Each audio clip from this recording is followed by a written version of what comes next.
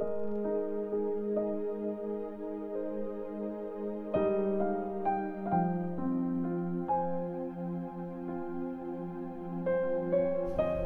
chapter 1. Inutos ni Lord na itayo ulit ang temple. Noong second year ng pagiging hari ni King Darius sa Persia, sa unang araw ng pang-anim na buwan, nagbigay ng message si Lord kay Prophet Haggai. Yung message ay para sa governor ng Judah na si Zerubbabel na anak ni Shealtiel at si high priest na si Joshua na anak ni Jehozadak. Ito ang sabi ni Lord na mapangyarihan. Ang sabi ng mga taong ito, hindi pa raw panahon para itayo ulit ang temple. Kaya pinasabi ni Lord kay Prophet Haggai, "Bayan ko, tama bang nakatira na kayo sa magagandang bahay, pero yung temple ko, wasak-wasak pa? Tingnan nyo ang nangyayari sa inyo. Marami kayong tinanim pero konti lang ang hinarvest nyo. May nakakain kayo pero hindi kayo napubusog dun. May mga alak kayo pero hindi sapat para makalasing. May mga damit kayo pero giniginaw pa rin kayo pag malamig. At sumisweldo nga kayo pero kulang na kulang pa rin yon.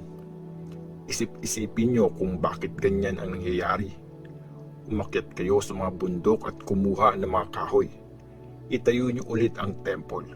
Tapos nun, matutuwa ako at sasambihin nyo ako kung paano ako dapat sambahin.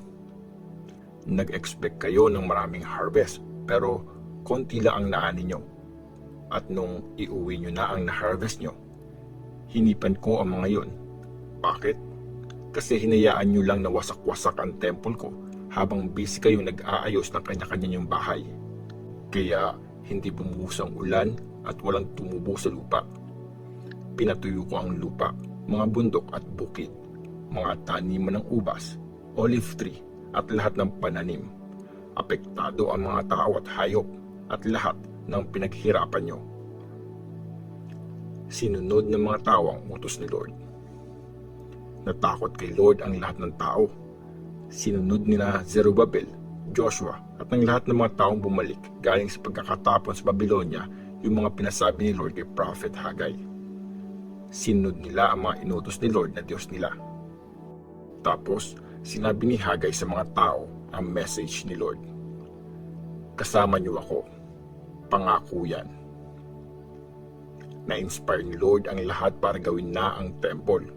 Si Zerubbabel na anak ni Shealtiel at governor ng Judah, ang high priest na si Joshua na anak ni Jehozadak at ang lahat ng taong bumalik galing sa Babylonia. Sinimulan nila ang trabaho para sa temple ni Lord na mapangyarihan na kanilang Diyos. Noong pang 24 na araw ng pang-6 na buwan ng second year ng paghahari ni King Darius. Haggai chapter 2. Ang kagandahan ng bagong temple. Noong pang 21 na araw ng pampitong buwan ng second year ng paghahari ni King Darius, may pinasabi ulit si Lord kay Prophet Haggai. Sabihin mo ito kay Zerubbabel na anak ni Shealtiel at governor ng Judah, at sa high priest na si Joshua na anak ni Jehozadak, at sa lahat ng mga tao.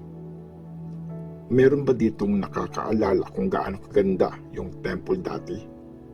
Anong tingin nyo ngayon sa bagong temple? Walang-wala ito kumpara doon. Pero huwag kayong ma-discourage. Zerubbabel, Joshua, at kayong lahat. Magtrabaho kayo kasi kasama nyo ako.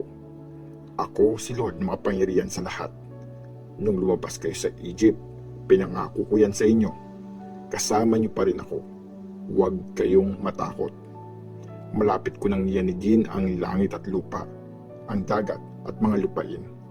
Yuyugyugin ko ang mga bansa para mapunta dito lahat ng kayamanan nila. Pupunuin ko ng yaman ang temple na ito. Akin ang lahat ng silver at lahat ng gold.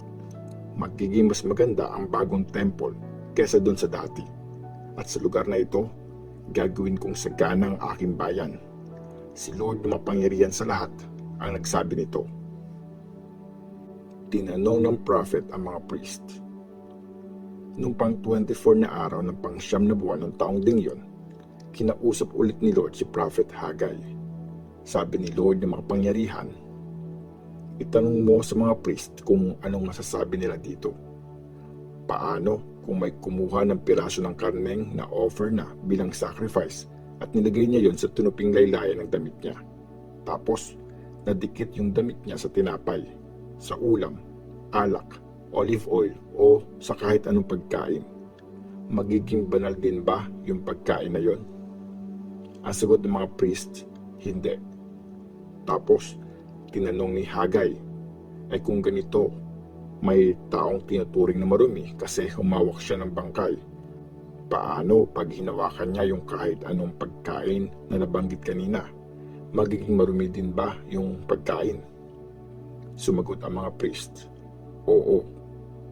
Sabi ni Hagay, sinasabi ni Lord na ganun din ang mangyayari sa mga tao sa bansang ito at sa lahat ng pinagpaguran nila. Lahat ng ino-offer nila sa altar ay marumi. Pinramis ni Lord ang blessing niya. Sabi ni Lord, tingnan niyo ang mga mangyayari mula ngayon.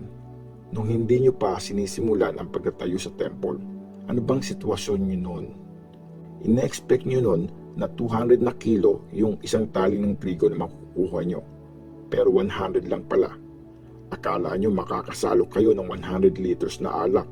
Yun pala, 40 liters lang.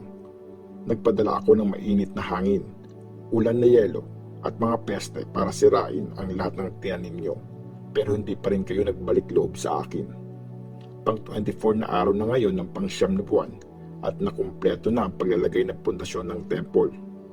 Tingnan nyo kung anong mangyayari simula ngayon. Wala nang natirang butil at wala pang bungang ubas, fig tree, pomegranate at olive tree. Pero simula ngayon, ibe-bless ko kayo. Ang promise ni Lord kay Zerubbabel. Sa araw din yon, pang 24 na araw ng pang-siyam na buwan, may pangalawang message si Lord na pinasabi niya kay Hagay para kay Zerubbabel na governor ng Juda. Malapit ko nang yanigin ang langit at lupa. Pababaksakin ko ang mga kaharian. Tatapusin ko ang kapangyarihan ng mga hari ng bansa. Itutumba ko ang mga karwahe nila at ang mga nagpapatakbo nito. Mamamatay ang mga kabayo at magpapatayan ang mga nakasakay dito. Sa araw na yon, Zerubbabel, aking servant, anak ni Shealtiel, i-a-appoint kita para maghari sa ilalim ng kapangyarihan ko. Ikaw ang pinili ko. Si Lord na mapangyarihan ang nagsabi nito.